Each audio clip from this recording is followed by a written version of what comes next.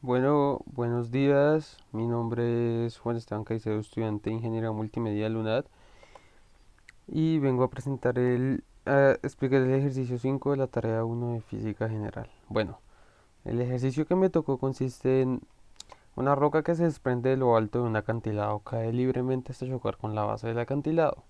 Un caminante situado en el mismo punto donde se desprendió la roca escucha el sonido de la roca al golpear con la base del acantilado después de 13.5 segundos. La pregunta es determinar qué altura tiene el acantilado sabiendo que la velocidad del sonido es de 343 metros por segundo y sabiendo que se propaga el sonido, tiene una velocidad constante. Bueno, entonces para eso nos daban dos preguntas anteriores que tocaba responder, que es el movimiento uniformemente acelerado y el movimiento uniforme rectilíneo. Bueno, movimiento uniformemente acelerado se representa en el eje Y, tiene componente J y cuenta con una aceleración debida a la gravedad, y su velocidad varía dependiendo de la aceleración. A diferencia del movimiento uniforme rectilíneo, que pues no tiene aceleración, pero sí tiene velocidad constante. Por ende no van a haber variaciones de velocidad, sino que siempre va a mantener la misma velocidad. Se presenta el movimiento uniforme rectilíneo, a diferencia del movimiento uniformemente acelerado, se presenta en el eje X y cuenta con componente Y. Las expresiones que describen al movimiento uniformemente acelerado, el movimiento uniforme rectilíneo o rectilíneo uniforme son estas. Y bueno, empecemos.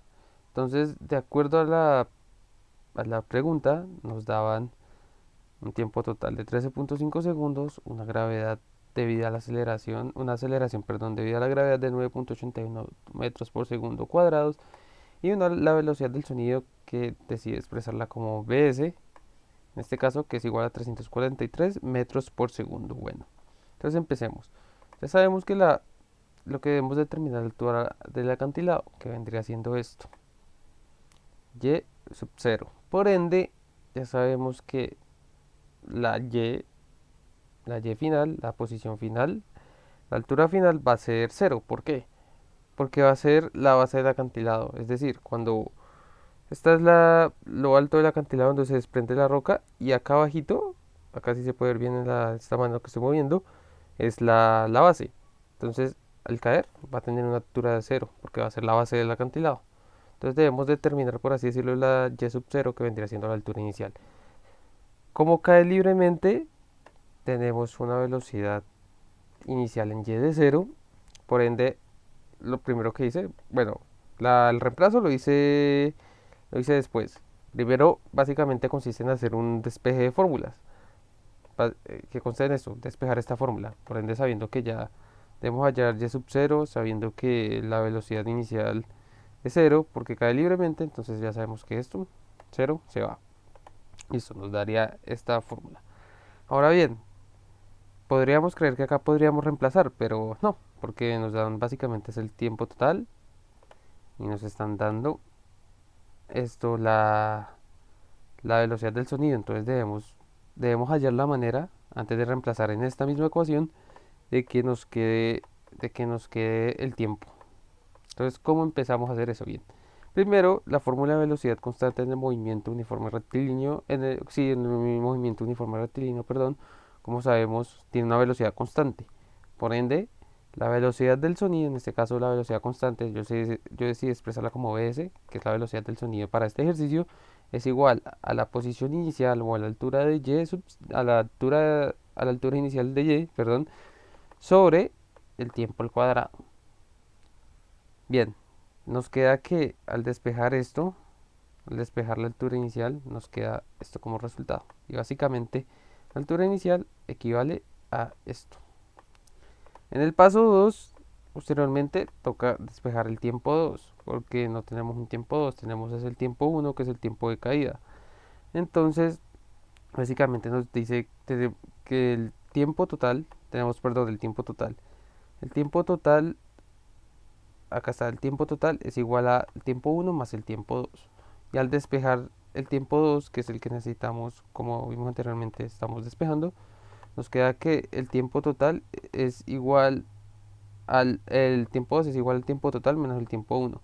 Por ende, al reemplazar, nos queda que posición final en Y es igual a la velocidad constante, a la velocidad de la luz, perdón, del sonido, por t al cuadrado, t sub 2, que es igual a tiempo total menos el tiempo uno menos un medio de la gravedad por el tiempo al cuadrado. Ahí sí ya ahí sí ya decidí reemplazar.